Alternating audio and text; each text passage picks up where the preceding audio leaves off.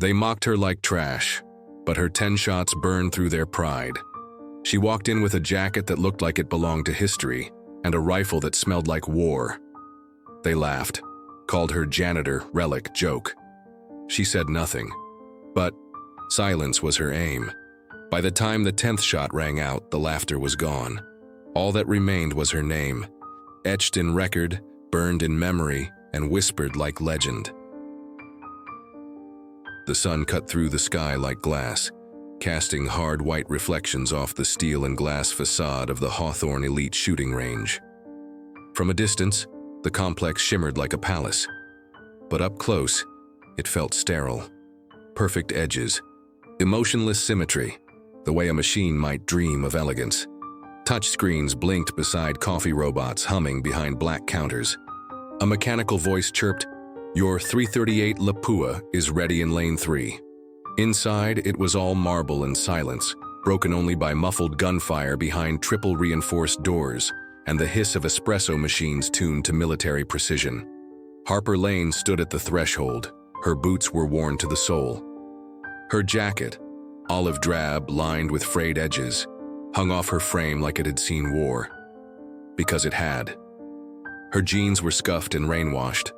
Slung across her back was an M1 Garand rifle with its wood stock worn to silk by years of calloused. And it didn't gleam. It breathed. Derek, the receptionist, barely looked up before speaking. His voice was polished, cold, like someone trained to dismiss gently. VIP lanes don't allow maintenance staff. It wasn't what he said. It was how he smiled. Behind her, a pack of rich kids chuckled. One, in a tracksuit loud enough to signal inherited wealth, scoffed. Damn, they letting in janitors now? Another took out his phone. The live stream had already started. Harper didn't flinch, didn't blink. But somewhere behind her steady hazel eyes, a ripple passed, a flicker of something held tight under lock and silence. She remembered what her father once said on a rainy Georgia afternoon, years ago. You don't need to fire back with words. Just let the aim speak. And so she said nothing. Instead, she reached into the inside pocket of her jacket and withdrew a small, cracked card. She slid it across the glass like a secret being returned. Derek barely concealed his smirk until the scanner beeped green. Access granted. VIP.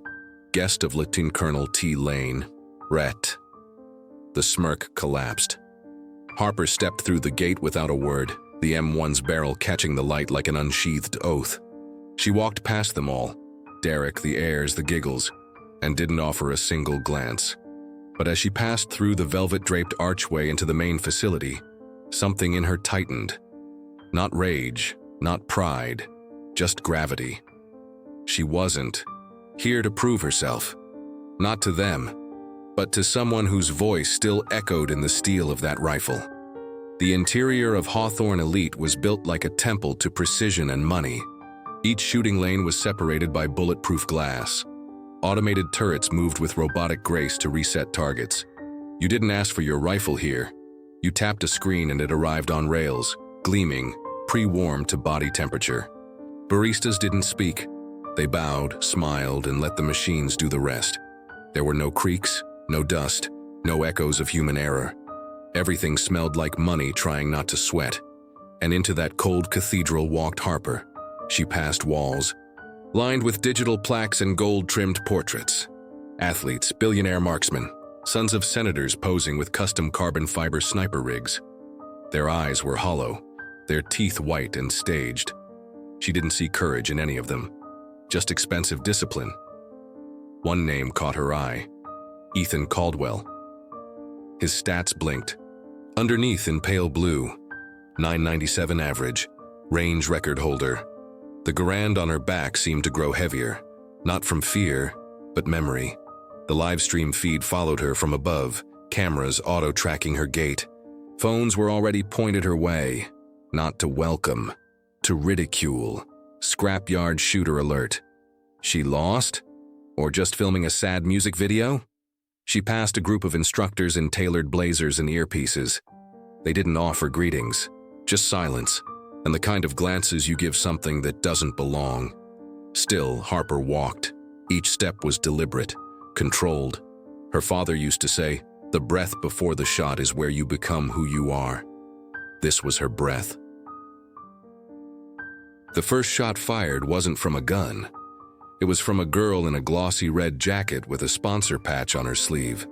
Vanessa Cole, Olympic trainee, Instagram star, and heir to a munitions empire. She stood beside her custom sniper case like it was a designer purse, her manicured fingers tapping across her phone screen as she looked Harper up and down. "You're in the wrong building, sweetheart," she said loud enough for the lounge mic to catch. "Community range is 2 blocks east." Laughter rippled. Digital laughter too. Comments on the range's stream feed flashed across the floating wall display. "Thrift cosplay. Her jacket has more stains than my mechanic. Must be filming a documentary when peasants shoot." Harper's gaze didn't move, but her fingers, those rifle-calloused hands, flexed once, then stilled. She let the insult land, then dissolve. Let the aim speak. From the far side of the room, a deep voice chimed in, rich with sarcasm. "Even cleaning staff gets access now." Tyler Reed, all prep school arrogance and country club jawline, sat reclined with his boots up on a chair. His rifle beside him looked like it had never missed a single shot, or gotten wet. His entourage, of polished sons of somebody, smirked like backup dancers at a roast. "She going to polish the targets next?" One of them laughed, flinging a spent casing toward her feet. It clinked against the marble. Harper stepped over it. Silence again. Then another shot. This one more professional. Professor Laura Vance, instructor and self-appointed high priestess of range etiquette, stepped forward. Her blazer was cut to precision. Earrings the size of small coins glittered as she tilted her head. Her voice was syrup, thick and fake sweet. "This is highly irregular," she said, enunciating every syllable for the live stream. "Hawthorne is for trained professionals, not charity cases with relics." She nodded toward Harper's Garand, eyebrows arched like punctuation marks. "You might be more comfortable somewhere with fewer requirements, or perhaps more cleaning opportunities." Polite laughter from the lounge, 1 or 2 claps, applause for cruelty. Harper's eyes didn't waver, but her breath shifted, shallow in the chest, still in the shoulders. Her mother's face flashed in her mind, pale and strained in that hospital bed, eyes locked on the stream back home. Watching everything, seeing every word they threw. She thought of turning away, just once. But she remembered what her father said that night, the last time she saw him breathe. "You don't leave because they laugh. You stay because you know they're wrong." A high-pitched beep silenced the lounge. Lane 8 lit up. Her lane. As Harper walked toward it, the crowd grew denser. Screens above switched views to a full-angle frame of her stepping into position. Live viewers, 6,211 and climbing. One more shot, this time sharper. Ethan Caldwell stood. Lean, dark-haired, with combat boots that looked too clean to have seen. Combat. His presence moved the room. People shifted to give him space like royalty. His rifle was a $60,000 carbon titanium monster with twin stabilizers and a digital scope calibrated by military AI. He didn't just shoot well, he shot beautifully. He looked Harper over, the corner of his mouth rising. "If you beat me," he said loud enough to echo, "I'll leave immediately. Walk off this range, no questions asked." He turned to the crowd, raising his voice theatrically. "But if I win?" He looked back at her. "You disappear. And take that thrift store gun with you." Laughter, applause, phones out. One of the girls shrieked, "Yes!" like it was a proposal. Harper tilted her head slightly. "Not yes, not no. Just enough to mean I heard you, and I accept." As she laid her rifle across the bench at lane 8, another challenger approached. Not to shoot, but to mock. Connor Blake. Trust fund royalty with a tracksuit stitched in European currency. He walked up, voice dripping with faux concern. "That thing's a fossil," he sneered. "Hope it doesn't fall apart before the first shot." He flicked a coffee stir stick toward her feet. "Oops. You missed a spot, janitor." The lounge exploded. One kid started a chant. clean it up, on-screen comments surged. Is this bullying or bonus content? I love this range. Plot twist, she's actually blind. Harper didn't move, but she blinked. Once slow, her mother was watching. And somewhere in that echo chamber of mockery and glass, Harper heard her father's whisper again. You were never raised to shoot for approval. She wasn't here for them. She was here for him. The range settled into a hush that wasn't silence. It was anticipation coiled tight, like a held breath before thunder. Every phone was out now, every gaze fixed. Every comment on the livestream teetered between glee and gorelust. Ethan Caldwell took the line first. His rifle gleamed under the LED rig like obsidian. The crowd moved instinctively around him, some to watch, others to be seen watching him. This was his home turf, his lane, his crowd, his rules. His fingers danced across the scope, adjusting by microns. When he lowered himself into shooting position, it was like watching a ritual. Back straight, elbows set, breathing like a metronome. Crack. The screen above flashed. 10.0, the crowd clapped, not in surprise, but affirmation. Crack. 9.9 crack. 10.0 crack. 9.8 10 shots. Tight groupings. The digital target above showed a pattern as neat as coins stacked in the palm of a surgeon. Final score, 99.7. Applause swelled. Ethan stood slowly, casually brushing non-existent dust off his sleeve. He turned toward Harper, his voice smooth as oil. Good luck, thrift store. The cameras swung toward her, the comments turned acidic again. She's gonna cry. Called it, one bullet and jam. Watch her shoot the ceiling, lol, but Harper wasn't listening. She laid the Garand down like setting a memory on an altar.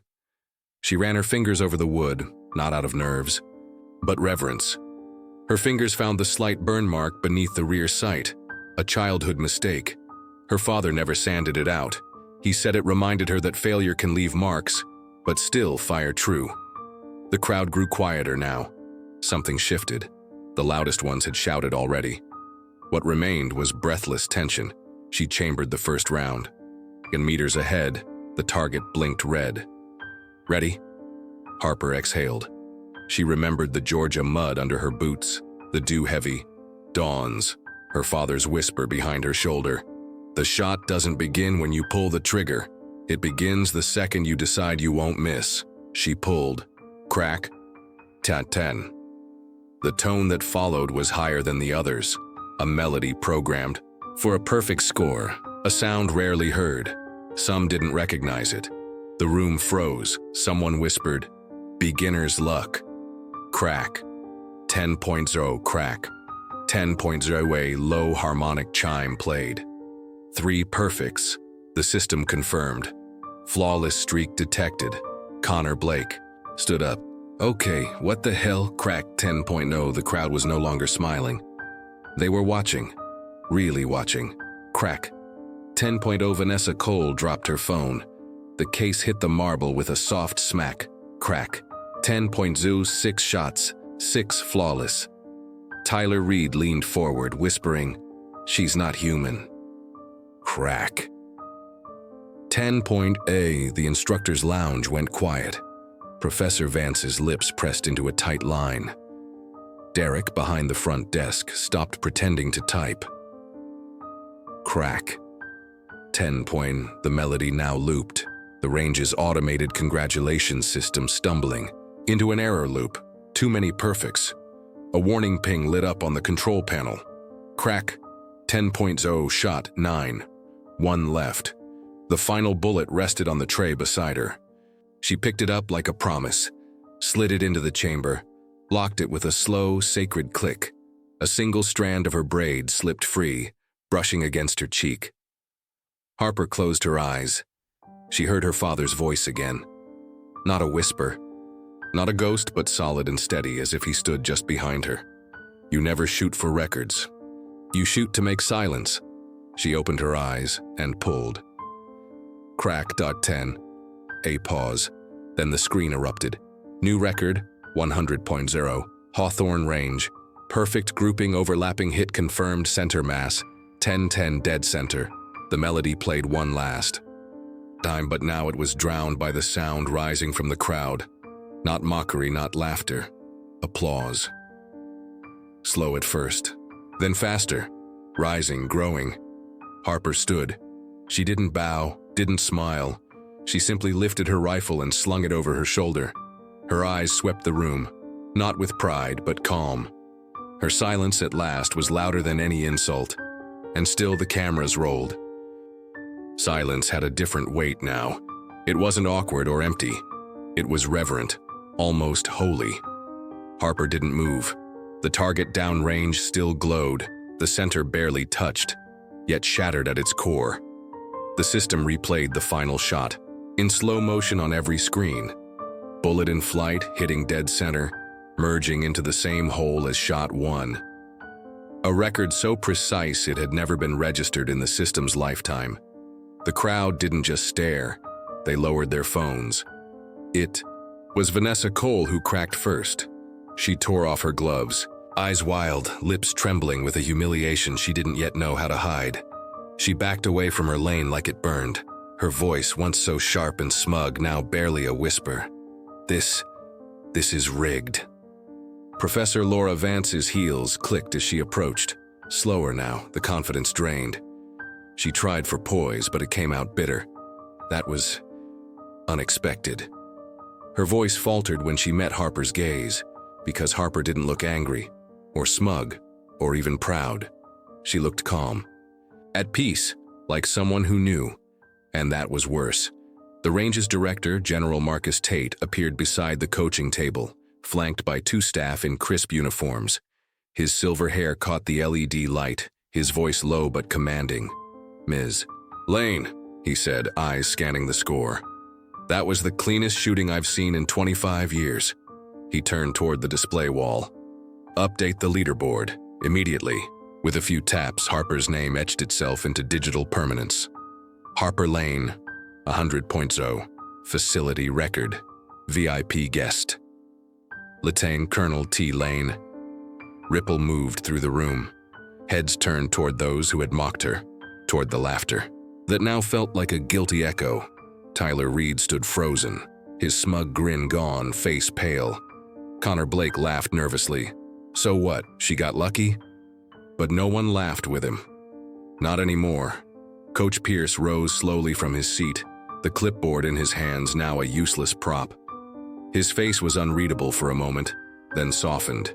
He clapped, once, twice.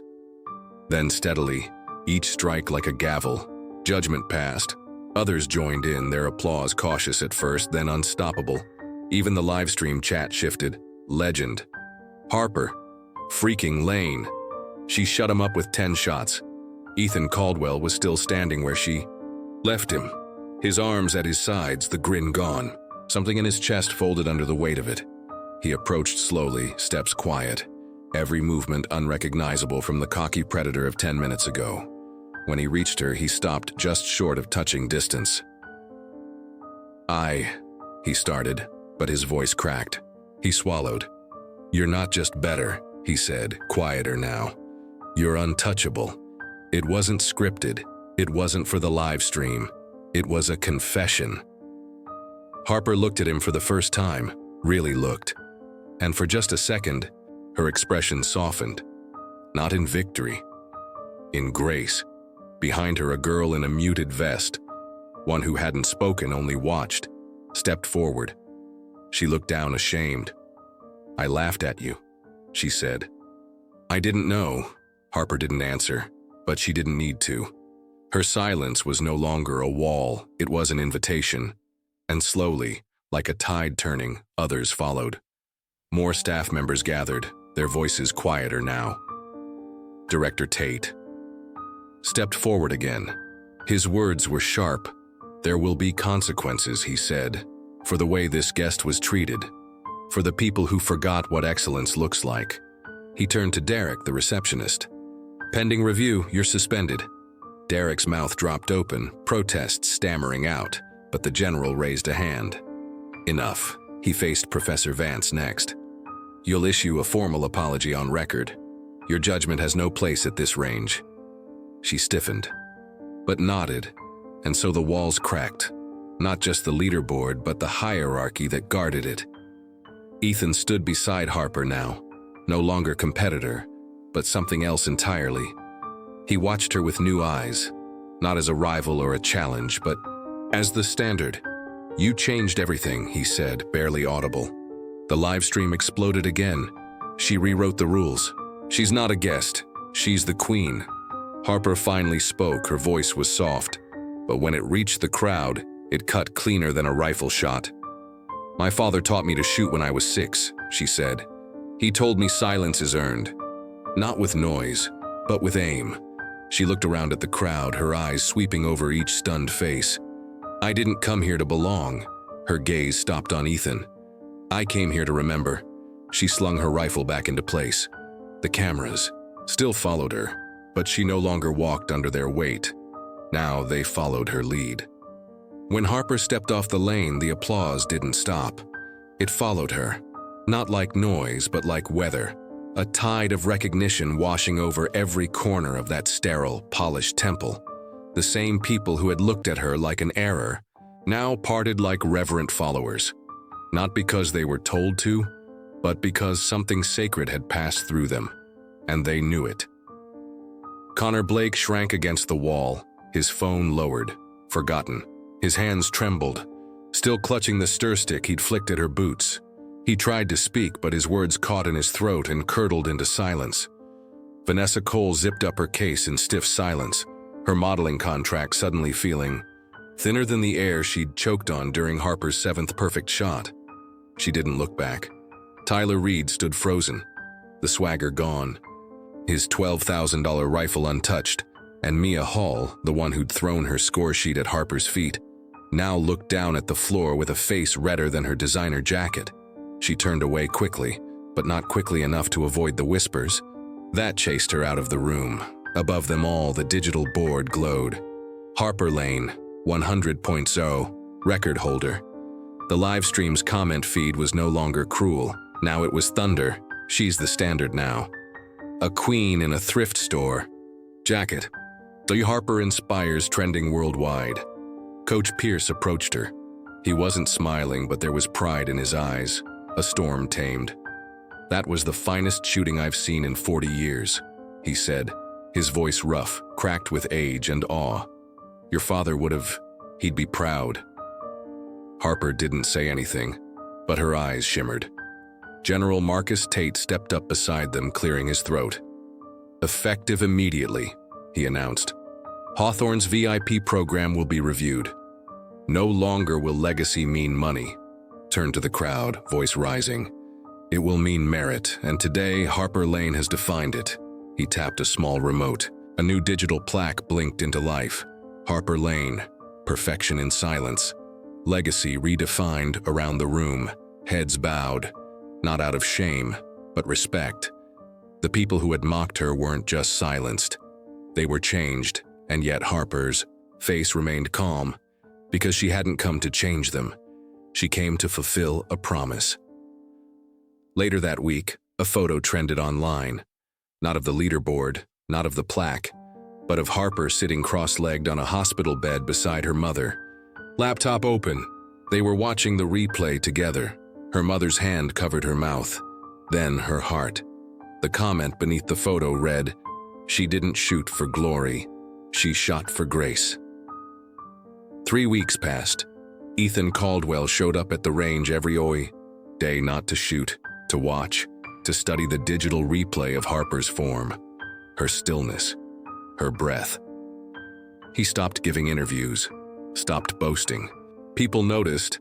When he finally approached her again, it was different. He didn't smile.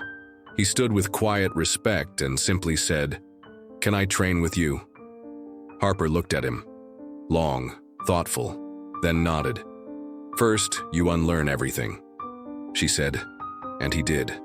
They trained in silence, for hours, days, then weeks. A rhythm grew between them, not just between shooter and spotter, but something quieter, something waiting, a bond made not of sparks but coals, slow, steady. Then, one day, Ethan didn't bring a rifle. He brought a ring. It wasn't extravagant. Just a silver band engraved with coordinates. The range, the lane, the day. She didn't cry. She just said yes. 6 months later, the range's entrance had a new feature. Beside the front desk, where Derek used to sneer, stood a bronze statue, life-sized. Quiet, unassuming, Harper Lane, rifle at rest. Braid caught mid-sway. A plaque beneath it read, "In silence, precision, in precision, truth." The elite still came, but they came different. With reverence. They walked quieter. They shot more focused. And they remembered what silence could do when it's earned. The live stream no longer chased humiliation. It chased legacy. And Harper, she still wore that faded olive jacket, because some victories don't need shine. They just need to hit dead center. She came with silence. She left with history, not by shouting, not by asking, but by letting her skill speak when nothing else could. Harper Lane didn't just break their record, she shattered their rules. If you believe true strength doesn't wear a price tag, like, share, and let this story remind the world. Respect is earned, one perfect shot at a time.